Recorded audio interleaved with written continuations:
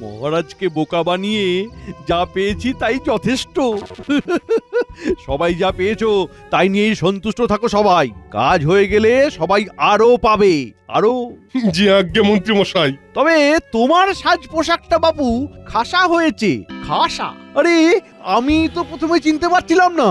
যা বলেছেন মন্ত্রী মশাই। হয়েছে হয়েছে, খুব হয়েছে। এবার কালকের জন্য কাজে লেগে পড়ো তো। মোহর তো যে যার ট্যাঁকে ঢুকিয়েই ফেলেছো, এখন কাজটা তো ভালো মতো শুরু হোক। তাহলে এই ব্যাপার, এবার দেখো তবে গোপালের খেল। সাধারণ মানুষ পর্যন্ত যে কেউ বাহ, ভালো প্রস্তাব। যিনি সেরা হবেন তার জন্য থাকবে প্রচুর পুরস্কার। যেসব রাজ্য ভালো ফল করবে তাদের আমি ভরিয়ে দেবো, আর যেসব রাজ্য ভালো ফল করতে পারবে না তাদের রাজত্ব আমি কেড়ে নেবো। বেশ বেশ, আকর্ষণীয় সংবাদ। তবে ঘোষককে খবর দি, দুধকেও ডেকে পাঠাই। হ্যাঁ হ্যাঁ হ্যাঁ, সব রাজ্যে দূতকে পাঠিয়ে দাও, যত দ্রুত সম্ভব কাজ করো। জি আগে জাহাপানা, এবার জমবে মজা।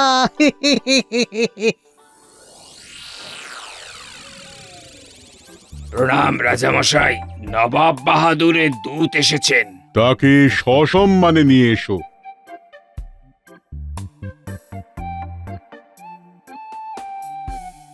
নবাব বাহাদুর বার্তা পাঠিয়েছেন, এই নিন মহারাজ। বেশ। নবাব বাহাদুরকে বলো খাম্বাজ রাজ্যবাসী সম্মানিত, তারা নিশ্চয়ই এই প্রতিযোগিতায় অংশগ্রহণ করবে।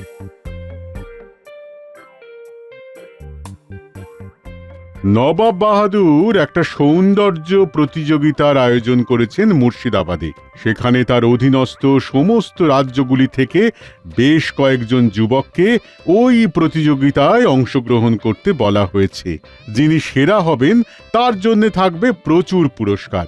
যেসব রাজ্যের প্রতিযোগীরা ভালো ফলাফল করতে পারবে না তাদের রাজত্ব কেড়ে নেবেন বলে জানিয়েছেন নবাব বাহাদুর। প্রণাম মহারাজ, নবাবের দূত আপনার সঙ্গে সাক্ষাৎ করতে চান। নবাবের দূত এই সময়? কি কি কি কারণ হতে পারে বলো তো তোমরা? আমিও তো বড়ই চিন্তায় পড়ে গেলাম মহারাজ। আগে মুর্শিদাবাদ থেকে দূত এলেই তো সমস্যা বাড়ে বই কমে না। নিশ্চয়ই আবার কোনো প্যাঁচ কষেছে। আমারও তো তাই মনে হচ্ছে গোপাল। আচ্ছা প্রহরী, তুমি দূতকে ভেতরে আসতে বলো।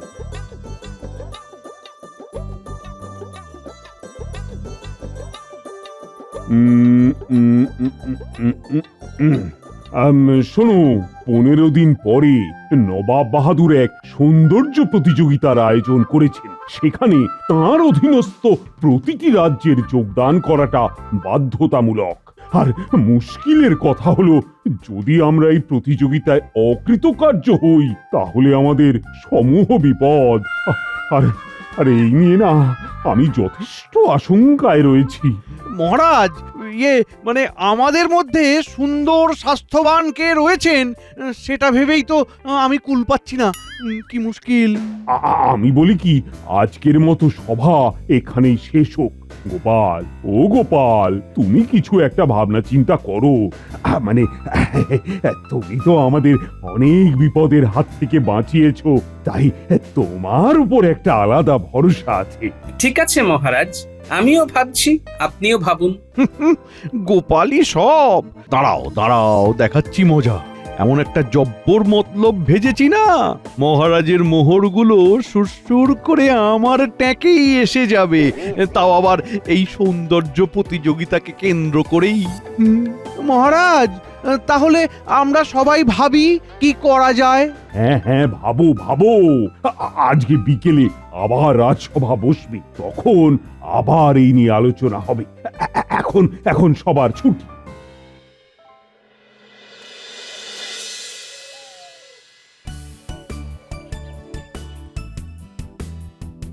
কই গো গিন্নি, কই খাবারটা দাও। এখনো রান্না হয়নি বাপু। আজকে তো তুমি রাজসভায় যাওয়ার আগে বাজারও যাওনি। আমায় নিজেকেই বাজারে যেতে হলো। হ্যাঁ, বেছে বেছে চিংড়ি আনলাম, এঁচোড় আনলাম, তারপর রান্না বসালাম। হ্যাঁ, আহা, রাখছো কেন বউ? এঁচোড় চিংড়িটা আমার বড়ই প্রিয় কিনা।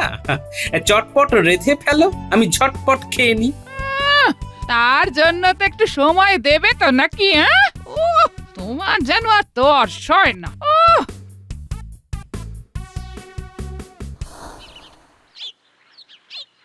আমিও বুঝতে পারছি না সবাইকে একসঙ্গে সুন্দর কিভাবে বানানো যায়। আর আমার রাজ্যে কেই বা এমন সুন্দর সুপুরুষ আছে যাকে ওই প্রতিযোগিতায় পাঠানো যেতে পারে।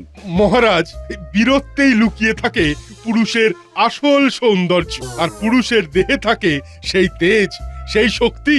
তাই ওই দেহ সৌষ্ঠব প্রতিযোগিতায় যোগদান করার জন্য আমি সবচেয়ে উপযুক্ত ব্যক্তি।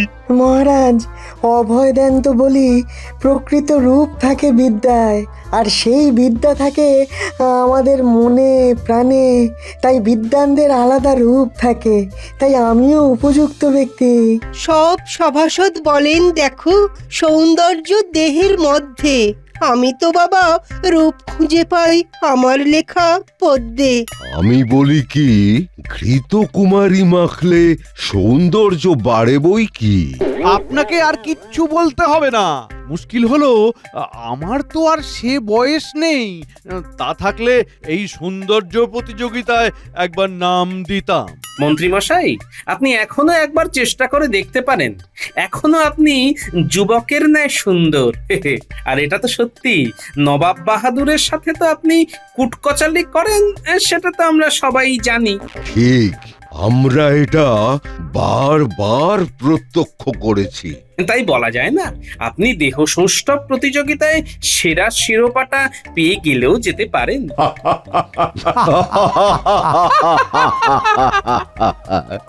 তোমরা সব কাজের সময় এত অকাজের কথা বলো। আর গোপাল, তোমার বয়স তো অনেক হলো, কবে যে তোমার বুদ্ধি শুদ্ধি হবে? আর তোমাকে কি আমি সব বিষয়ে নাক গলাতে বলেছি? যা বোঝো না তা নিয়ে মাথা ঘামিও না তো গোপাল। বুদ্ধি শুদ্ধি যে আমার নেই সে তো বুঝলাম। আপনি বরং এই সময় একটা জব্বর বুদ্ধি দিন। আমাদের রাজ্যে এখন একটা গুরুতর সমস্যা, সেটার সমাধানের একটা রাস্তা বের করুন তো মন্ত্রী মশাই। আমার কাজ নিয়ে তোমার আর মাথা ব্যথা করে কাজ নেই। এবার থামো তুমি। আচ্ছা আচ্ছা, সবাই তো অনেক কিছুই বললে, কিন্তু গোপাল এবার তুমি বলো। ও আর কি বলবে মহারাজ, ওকে দেখলেই তো একটা চলন্ত কুমড়ো মনে হয়। এবার আর নবাব ওকে ছাড় দেবেন না। সারাদিন এত খেলে তো ওই কুমড়ো হবেই। মহারাজ, আমি তো শুধু খাবার খাই, কিন্তু মন্ত্রী মশাই তো এত রোজগার করেন, তাও খেতে পারেন না। তাই মনে হয় এরকম পাটকাঠির মতন শুকিয়ে গেছেন।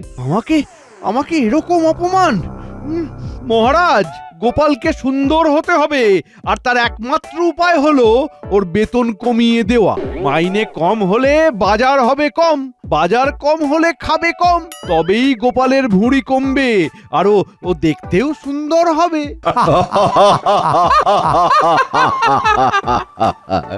মন্ত্রী, শুধু গোপালের পিছনে লাগলেই হবে না, সমাধানটাও তোমাকেই করতে হবে। আজ্ঞে মহারাজ, সমাধানটা খুব সহজ। আমার জানা একজন ভালো কুস্তিগীর আছেন, তার একটা আখড়া আছে। আমি বলি কি, রাজসভার সবাই সেখানে নাম লেখাক, সেখানে সবাই অভ্যাস করুক। হ্যাঁ, সবাই মানে? হ্যাঁ, সবাই।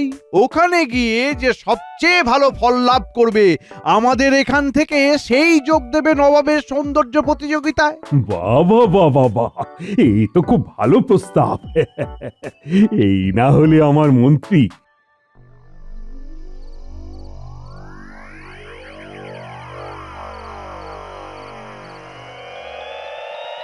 আশা করি এবার বোঝাতে পারছি সেনাপতি। তোমাদেরকেও সকলকেই বলছি, এ ব্যাপারে আমাদের যথেষ্ট সাবধান হতে হবে। ও আপনি চিন্তা করবেন না মন্ত্রী মশাই, আমি আপনার সব কাজে আগেও যেমন ছিলাম এখনো সেভাবেই থাকবো। শুধু একটাই কথা, ওই মোহরের ব্যাপারটা আপনি একটু দেখবেন। হ্যাঁ, আরে সে বৃত্তান্ত জানাতেই তো তোমাদের এখানে ডাকা। এখন সকলে শোনো মন দিয়ে।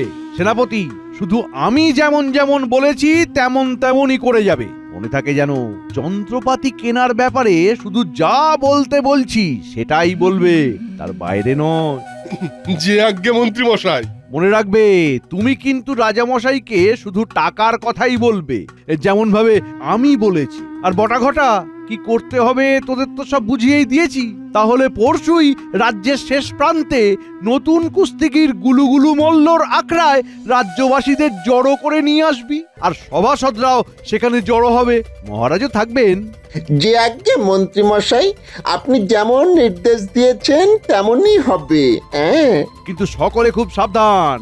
ঘটা, তুই সেনাপতি থুরি কি জানো, হ্যাঁ, গুলুগুলু মল্লর ছদ্মবেশের দিকে নজর রাখবি। বাকি যা যা বললাম মনে থাকে যেন সবার। আর আমি ওই ছদ্মবেশে থাকাকালীন কয়েকদিনের জন্য রাজসভা থেকে ছুটি নিয়ে নেব। হ্যাঁ, এটাই করতে হবে। কই হে মন্ত্রী, কই তোমার বেয়াম্বি? আগে রাজামশাই তিনি এলেন বলে।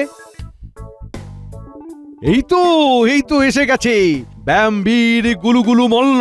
শোনো, তোমাকে সবকিছুই জানানো হয়েছে, এই ব্যাপারে তোমার বক্তব্য আমাদের জানাও। মহারাজ, মন্ত্রী মশাইয়ের মারফত আমি সমস্ত ব্যাপারটি অবগত হয়েছি। এই গুলুগুলু যখন আছে তখন আপনি কিচ্ছুটি চিন্তা করবেন না। এই সকলের চেহারা সুন্দর করার দায়িত্ব আমি নিলাম। আপনি শুধু কতগুলো ওই জিনিসের ব্যবস্থা করে দেবেন।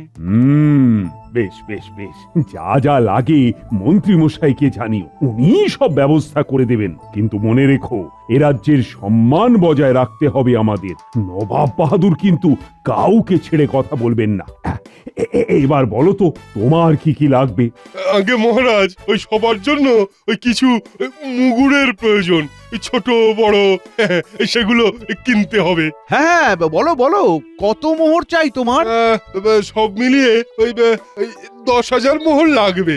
হ্যাঁ, 10,000। সে কি, এত মোহর কি কাজে লাগবে? আহ গোপাল, রাজ্যের সম্মান বলে কথা, তুমি আর এর মধ্যে ঠুকো না তো।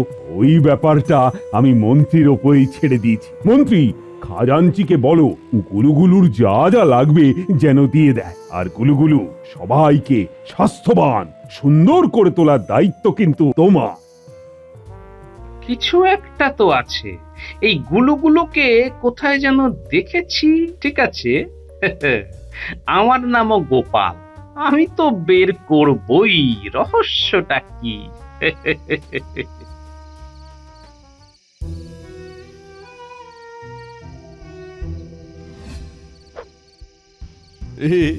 মহারাজকে বোকা বানিয়ে যা পেয়েছি তাই যথেষ্ট।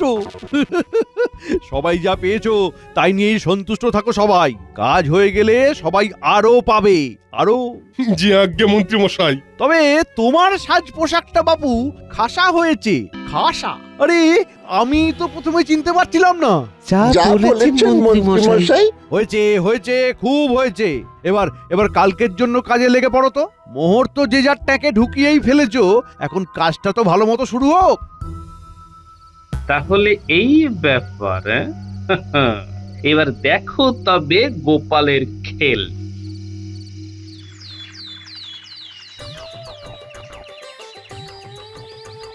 গোপাল দাদু, গোপাল দাদু। আর তোদের সাথে কিছু কথা আছে আমার। কি কথা দাদু? বলছি, শোন। কিরে, সব মনে থাকবে তো? ভুল হবে না তো? হ্যাঁ, সব মনে থাকবে দাদু, কিচ্ছু ভুল হবে না। বেশ, সকলের মনে থাকে যেন।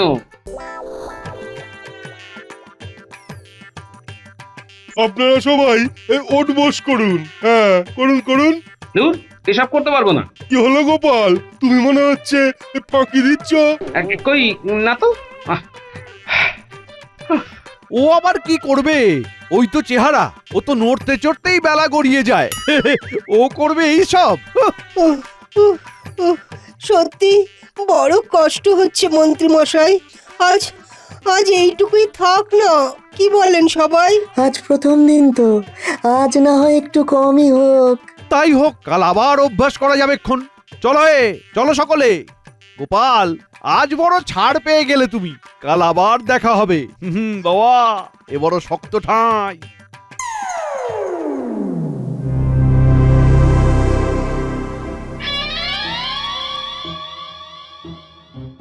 আখড়াতে এখন কেউ নেই, এই সুযোগে কাজটা করে ফেলি।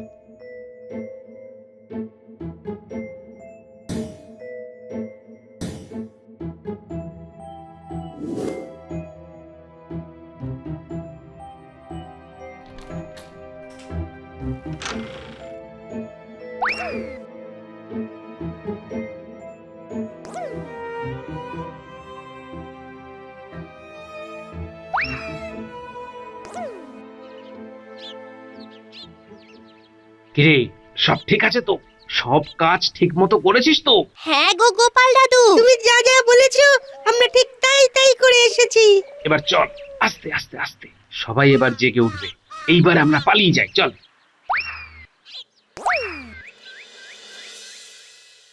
তার তো আজকেও দেরি, আপনারাই দেখুন না, তার এখনো এখানে এসে পৌঁছানোর নাম নেই। না না না না না না, মহারাজ মহারাজ, এর তো একটা বিহিত আপনাকে করতেই হয়। ওই তো গোপাল এসে গেছে, কিন্তু কি হচ্ছে কিছুই তো বুঝতে পারছি না। মানে তো গা চুল করছে কেন? এই, তাহলে সকলেই এবার এসে গেছে, নাও নাও শুরু করো সব। মন্ত্রী মশাই, আজ কিন্তু আপনাকেও পংক্তিতে দাঁড়িয়ে অভ্যাস করতেই হবে। গোপাল, নিজের চরকায় তেল দাও তো, নেহাত মহারাজ আছেন তাই কিছু বললাম না। আরে আরে আরে আরে কি কামড়ালো? এ কি, তো পিঁপড়ে করতে গেল? আরে আমার গা করছে, জ্বালা করছে, চলে গেল চলে গেল চলে গেল। এই দেখুন মহারাজ, আপনার মন্ত্রী আপনাকে ঠকিয়েছে। ইনি গুলুগুলু মল্ল। ইনি আর কেউ নন, ইনি আপনারই সেনাপতি মহারাজ। সে কি, সেনাপতি তুমি? আর মন্ত্রী, শেষে তুমি কি না আমাকে ঠকালে? এই ছিল তোমার মনে, তাই তুমি আমার কাছে ছুটি নিয়েছিলে বেশ কিছুদিন। শুধু তাই নয় মহারাজ, আমার প্রথমেই সন্দেহ হয়েছিল মন্ত্রী মশাইয়ের চক্রান্ত এসব আপনার কাছ থেকে 10,000 মোহর হাতানোর জন্য। কি আজে বাজে কথা বলছো গোপাল? মহারাজ, এসব মিথ্যে। মন্ত্রী, তোমার অপরাধ ক্ষমার অযোগ্য। এই কে আছো? বন্দি করো এই মিথ্যুক মন্ত্রী আর সেনাপতিকে।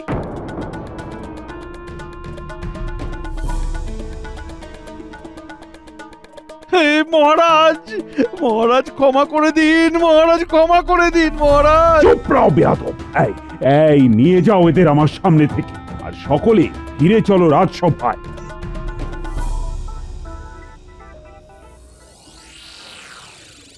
প্রণাম মহারাজ, আপনি আমাকে জরুরি তলব করেছেন? হ্যাঁ গোপাল, এখন নবাবের সৌন্দর্য প্রতিযোগিতায় কাকে পাঠাবো, কে আছে আমার রাজ্যে, আমি তো কিছুই বুঝতে পারছি না। ও গোপাল, গোপাল কিছু একটা করো। হ্যাঁ গোপাল, আমি তো মহারাজকে আগে তোমার কথাই বলেছিলাম গোপাল। মহারাজ, রানীমা, আমার উপর ভরসা রাখুন, আমি দেখছি। আমি বলি কি, আমাকেই পাঠিয়ে দিন নবাবের সৌন্দর্য প্রতিযোগিতা। এত ইতস্তত করছেন কেন মহারাজ? কিন্তু আমি তোমাকে কোনোভাবেই কোনো মুশকিলে ফেলতে পারি না, আবার কাউকে না পাঠালেও তো নয়, কিন্তু কাকে যে পাঠাই, কি যে মুশকিল। তাই আর দেরি না করে আমাকে রওনা হতে দিন মহারাজ, আমি ঠিক জিতে ফিরে আসব।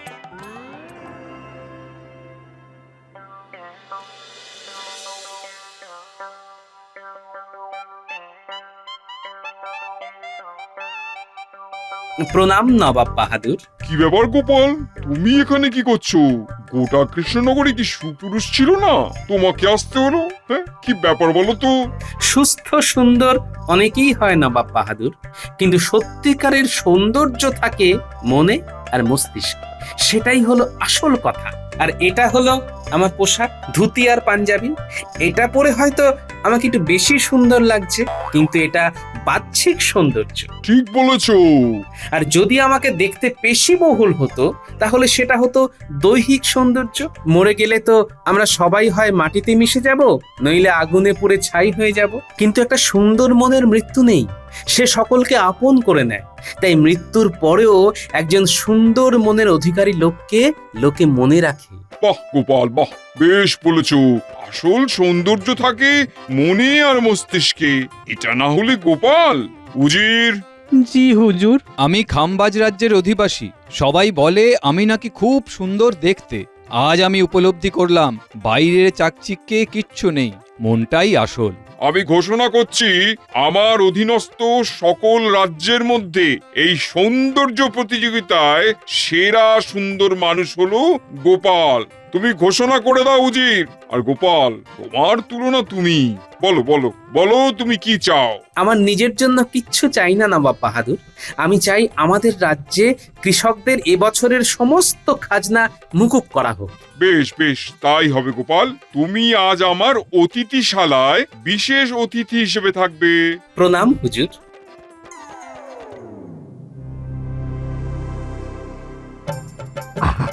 আর কিছুক্ষণের মধ্যেই গোপাল এখানে এসে উপস্থিত হবে। এসো গোপাল এসো, আমি জানতাম গোপালই জয়ী হবে। প্রণাম মহারাজ। আমি জানতাম তুমি জয়ী হবে।